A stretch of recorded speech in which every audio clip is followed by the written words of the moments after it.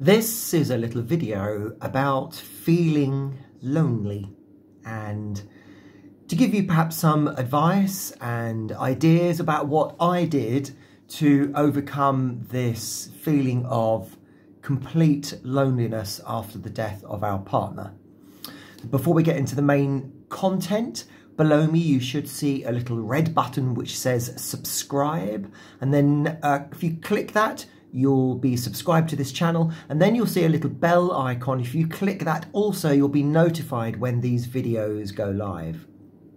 So loneliness is a real challenge, and I think it's something that so many of us going along this journey of grief experience. I think it's normal, and I think that is the first thing to say. It's normal. It may not be an emotion or a feeling that we want, and it may not be what our kind of envisioned normal of our life was going to be. We envisioned that the normal of our life was going to be with our partner, and clearly that has changed. But I think loneliness initially certainly is part of a new normal. And because it's part of our new normal, I think the thing is to not fight it. And I think that would be my first piece of advice. Don't fight it. It's normal and it's okay. Because I think if we fight it, then we start to look for things to distract ourselves, and we're not actually dealing with the loneliness. All we're doing is we're putting a plaster over it. We're just giving ourselves a paracetamol. The pain is still there. But if we can just get rid of it for a little bit, then it feels a bit better. So I don't think that's necessarily a good idea. It may be a good idea in the short term, and sometimes we absolutely need to do that. But I think actually dealing with the loneliness is more effective than distracting, allowing the loneliness to be there, but just ignoring it for a bit. So the first thing I would say is to really recognize the difference between being alone and being lonely.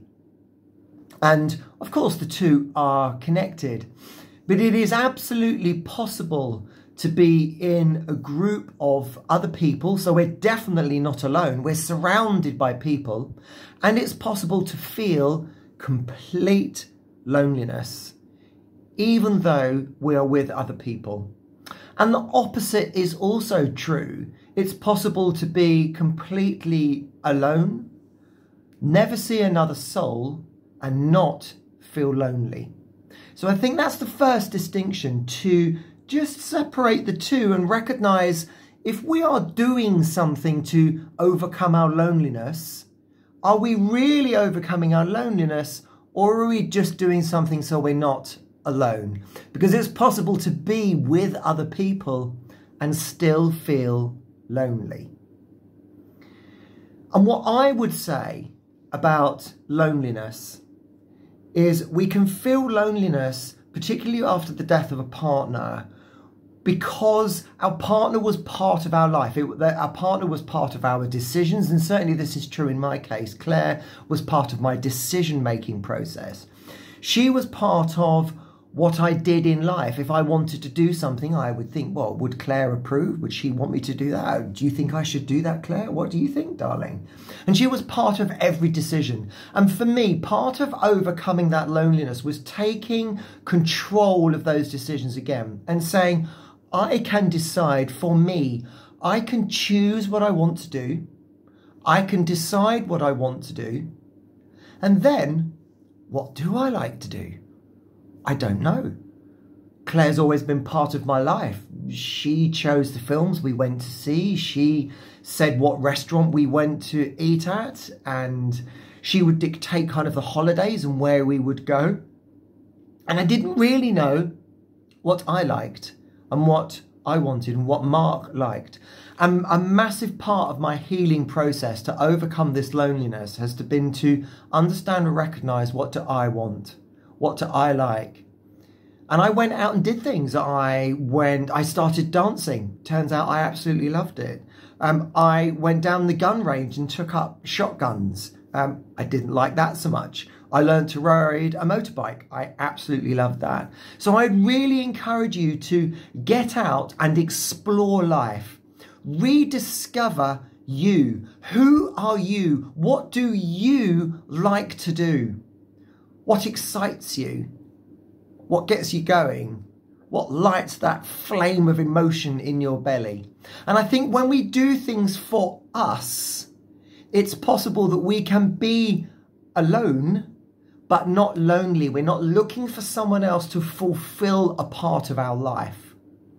And then I truly believe some magic happens.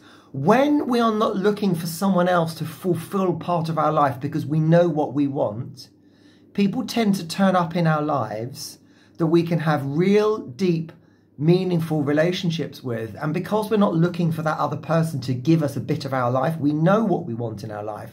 We're happy in ourselves. We're happy to be alone.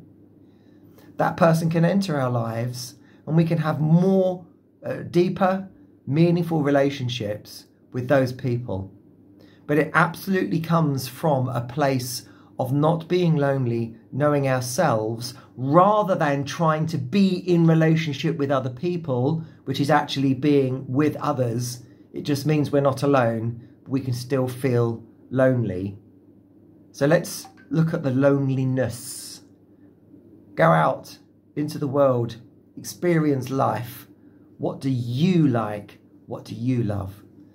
And as ever, let me know in the comments. Lovely talking to you. Take care.